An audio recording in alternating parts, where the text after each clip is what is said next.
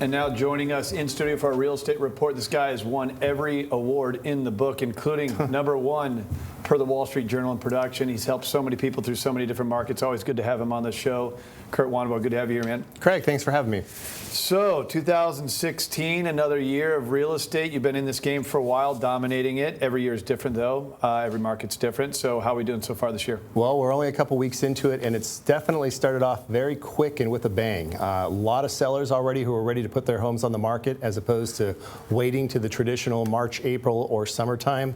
And a lot of buyers have been out in the market after the new year submitting offers, probably wanting to capitalize and take advantage of the interest rates before they do inevitably probably increase. So let me ask you this. We've talked a little bit already today and even in previous shows about the interest rate scare. Janet Yellen's raising rates, even though that's not mortgage rates. It gets people to think they're mortgage rates, so get off the fence, let's do something. It's the buy side. You have a lot of people sell their home. You just mentioned there's a lot of activity on the listing side. What do you think is causing that? I think people are attuned to that as well. Sellers are attuned to the fact that there's probably going to be a lot of action. And last year, I saw people start to put their homes on the market, February, March, which was earlier than before. This time, the sellers are even wanting to capitalize and get them on even sooner.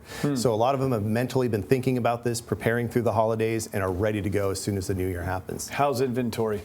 Inventory's been, well, obviously during the holiday season, it's always lower than what it is traditionally the rest of the year. But what we're seeing is a lot of sellers come on the market very, very quickly. So it's something you have to watch to see if it increases rapidly, especially in these first 2 months of the year. One of the things that we have really, it's kind of attached to you since you've been on the show, and you've been on the American Dream since show #1. Kurt always tends to be 90 days in front of the market. So if you want to know what's happening in the marketplace, you can visit him online. Certainly, we love having him on the show because the media tends to be 60 to 90 days late. And I was having a discussion with another realtor the other day who said, what do you mean the inventory is increasing? I just looked at the SDAR stats and they say this. And I said, well, you understand what you're looking at is 60 days old. That's news and data from 60 days ago. That's not what's happening in the past 2 weeks in real time. Precisely. Yeah. Right? So you always have these unique programs. One of them you do is it's the no listing commission. Right. Right?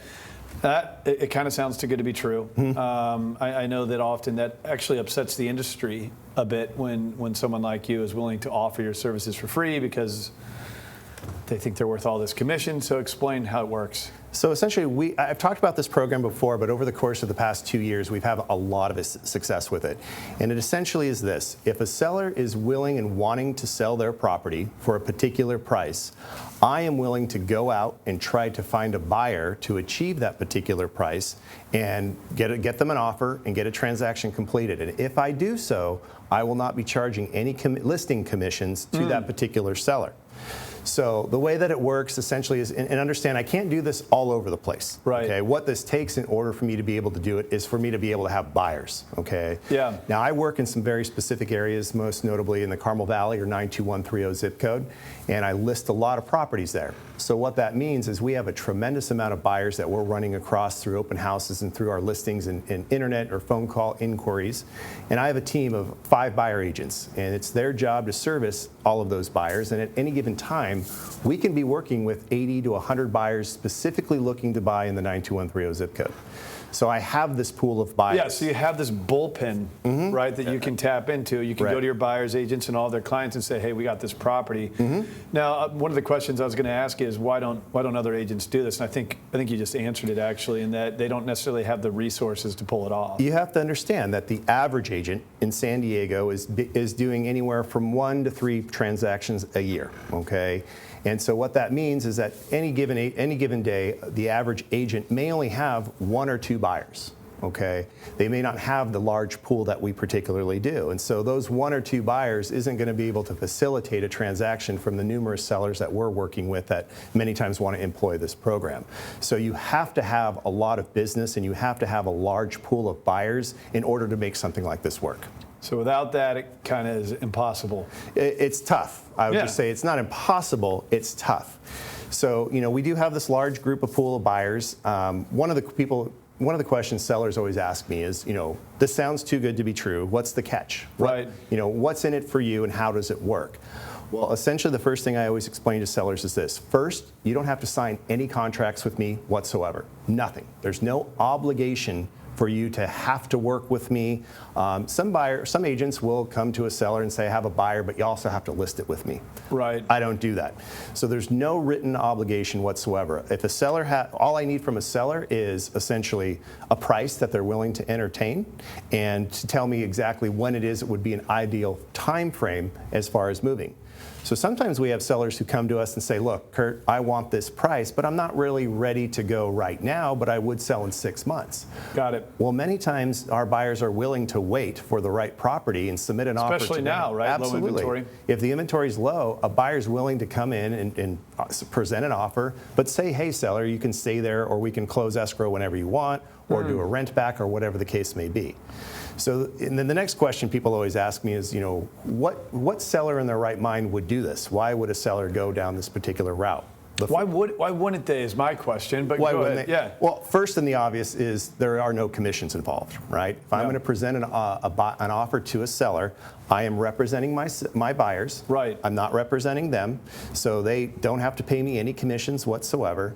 But the more practical advantages for a seller is, one, they don't have to deal with buyers coming through their home, whether that be through an open house or through numerous showings.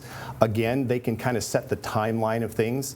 Most sellers who officially go on the market with the MLS have an understanding that if they get an offer from their buyer, they're going to have to move out in 30 to 60, maybe as long as 90 days. But under this program, they could, facilitate a transaction, and we've even worked things out where they stay for six months to a year.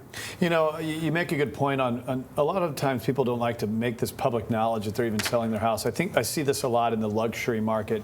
There's not always these open house front yard signs because people want to keep it off the radar a little bit. So to me, this is really interesting because, well, first of all, you couldn't do it if you didn't have the buyer pool. So you've crafted this based upon the success of your business, knowing that you're able to bring these people on. Now, in the past, you've talked about doing the for sale by owner and how you'll even allow sellers to sell their property right alongside you at their own price. And if you can sell it for more, you'll take the commission that way, but only if you can justify it by getting a higher price point. So in future shows, I want to talk about that as well. So it's pretty unique. I mean, you've crafted this thing. It obviously is working well. If there's anything that anyone would say, well, is it too good to be true? Is there any catch? Well, there's 2 points you mentioned. One is, sellers and some of the advantages. Privacy absolutely is one of them. Many times sellers do not want to have people coming through. So the question they ask me is, well, how are you going to find buyers? Are you going to put my home on the internet? Are you going to put it on the MLS? The answer is no. We don't do that. We don't even take pictures of their property. I do have to walk through it so I have an understanding of the condition that it's in and the amenities and situation of it, etc. But we don't take any pictures. I have all of the information, and only our prospective buyers are able to see these properties. So it's very private and confidential for sellers. The next question you touched upon would be, why do I do this, right? Why do I do this?